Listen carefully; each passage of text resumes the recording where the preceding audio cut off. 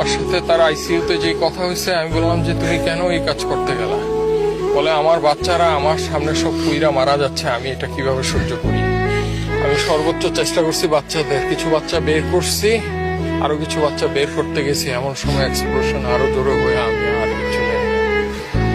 ওর ভিতরে সে নিজে পইরা নিজে পুরা ভাই 100% বার্ন হয়ে গেছে, পা থেকে মাথা পর্যন্ত চুল। শুধু সে বেঁচে ছিল, একটু কথা বলতে পারছে আইসিইউতে।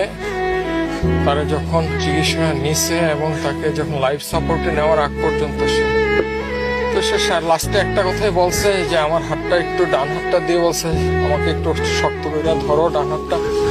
আমি শক্ত করে ধরছি, ভাই ধরা যায় না, পুরা সব কিছু পুরা বুকের এইখানে নিয়ে বললো তোমার সাথে আমার আর দেখা হবে না।